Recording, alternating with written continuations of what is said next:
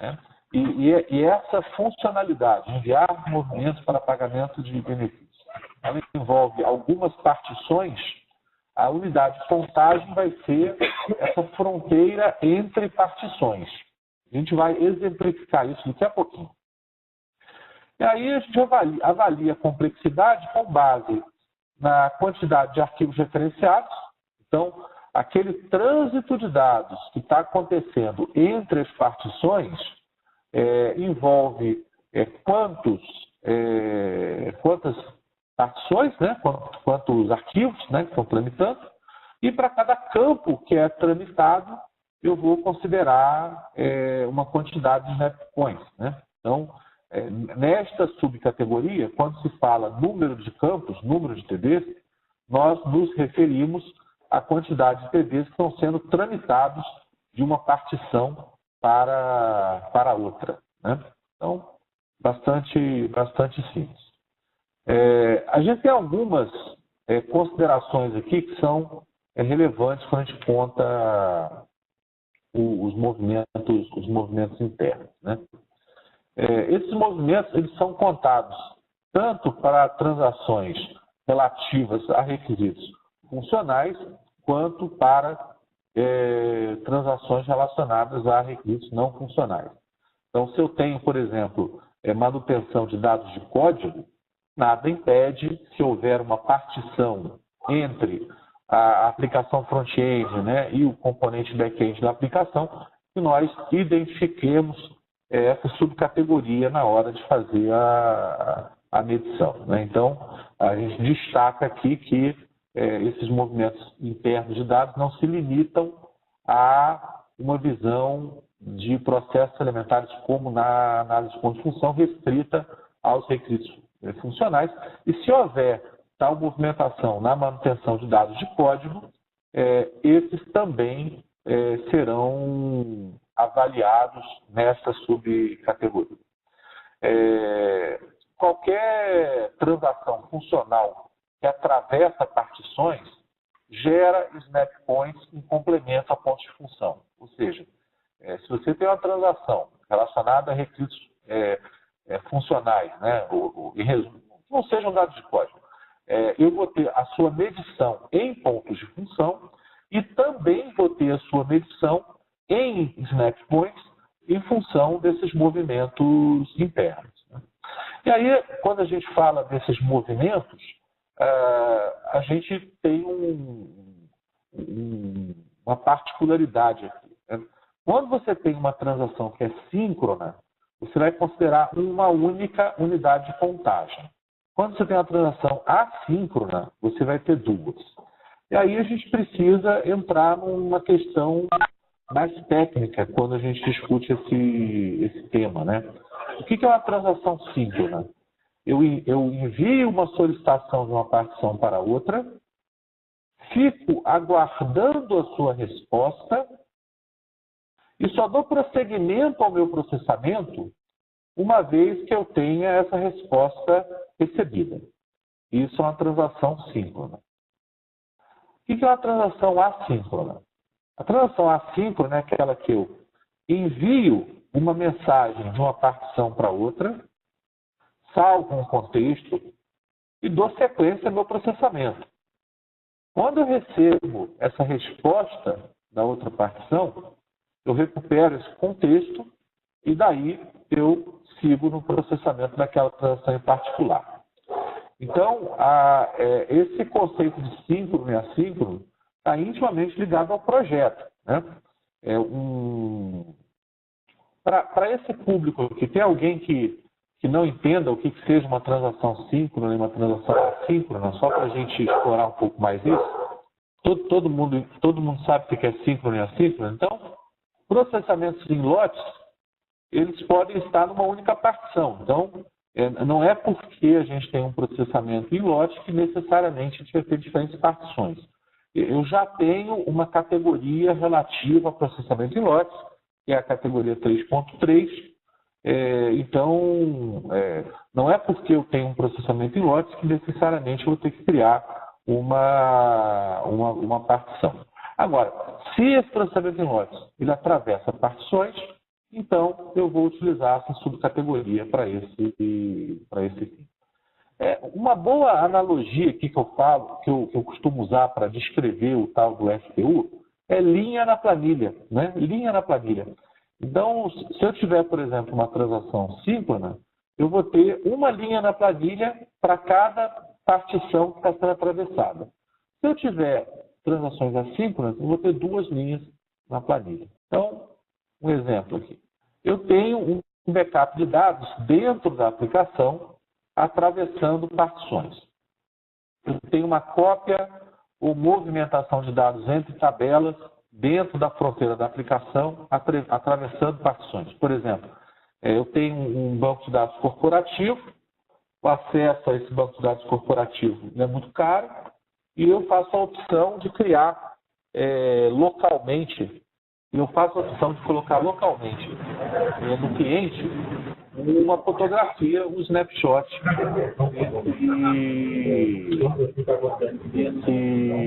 desses dados, né?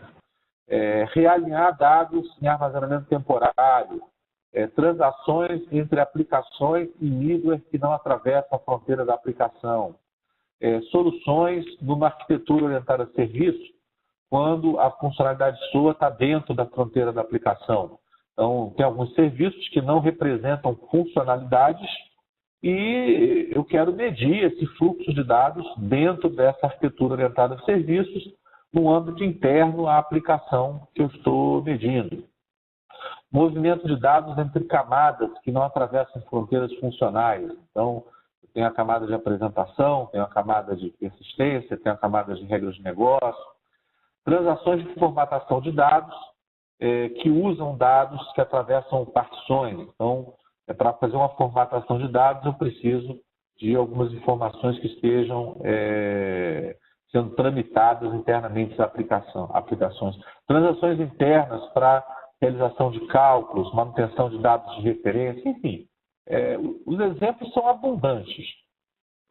Como eu comentei, a gente tem uma necessidade muito maior de estar próximo ao projeto para poder fazer essa medição, né?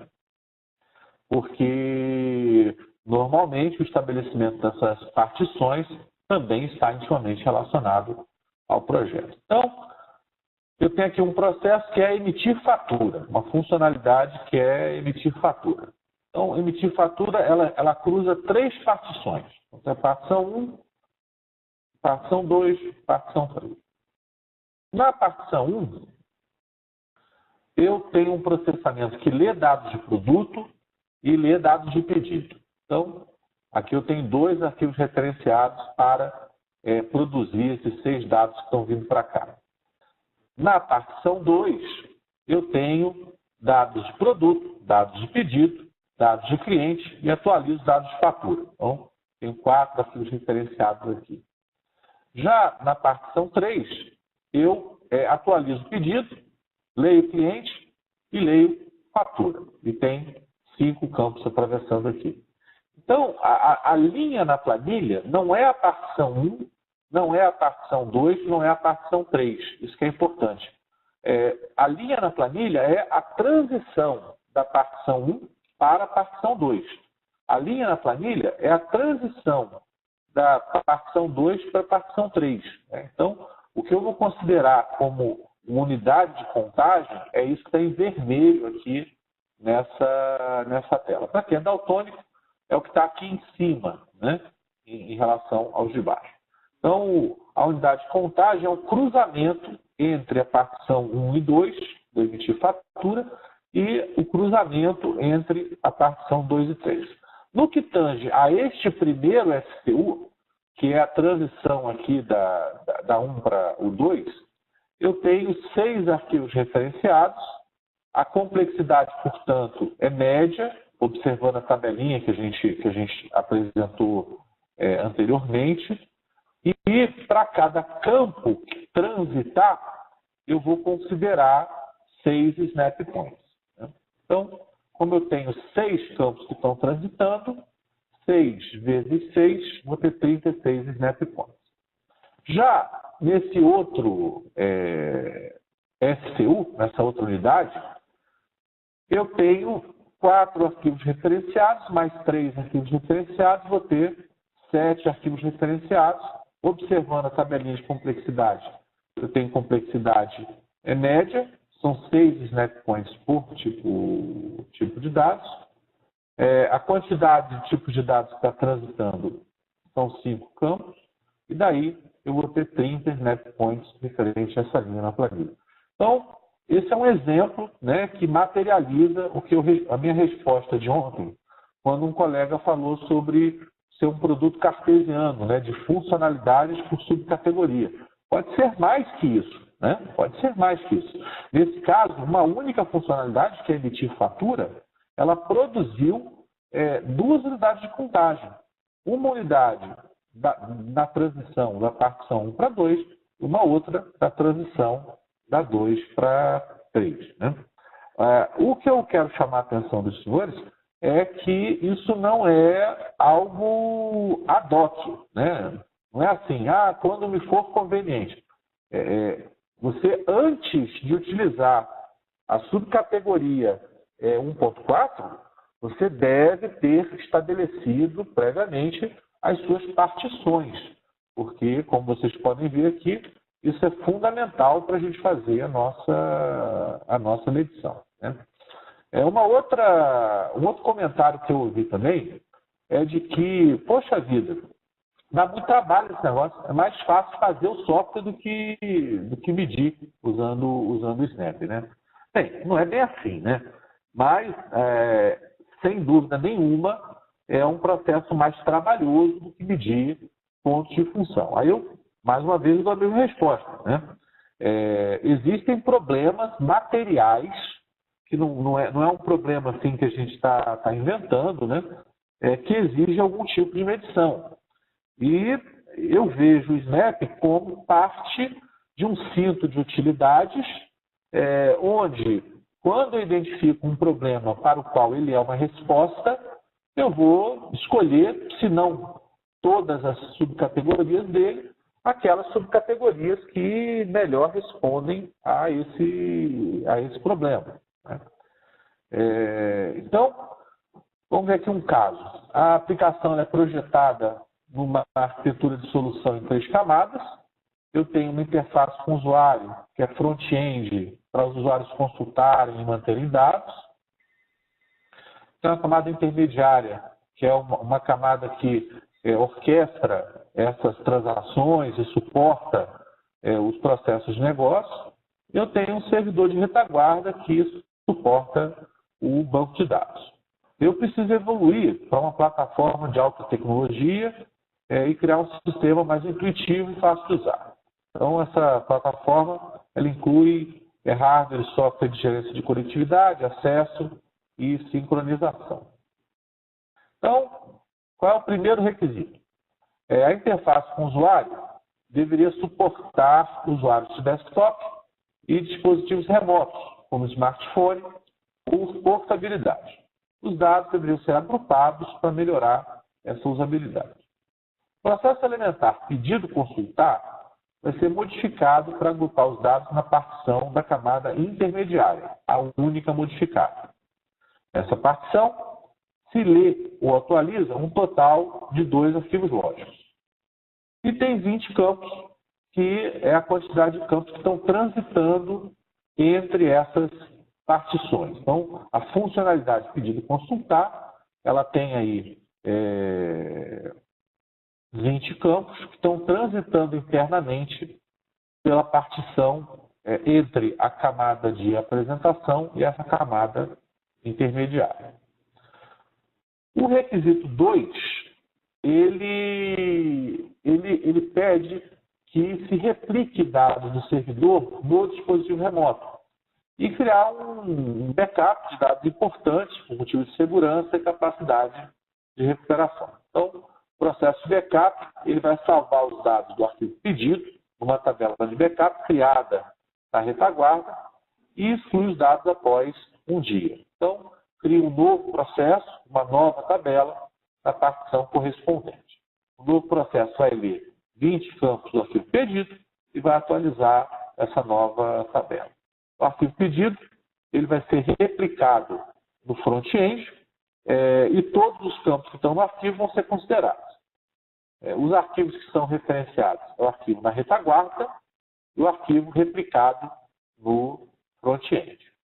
Seria algo dessa forma, né? Seria aqui no back-end o pedido, aqui eu teria a tabela de backup do pedido, aqui o SCU, né, a linha na planilha, ele é essa fronteira aqui, e aqui eu tenho os dados que estão sendo tramitados através desse SCU. Essa que é a ideia da contagem dos movimentos internos, né?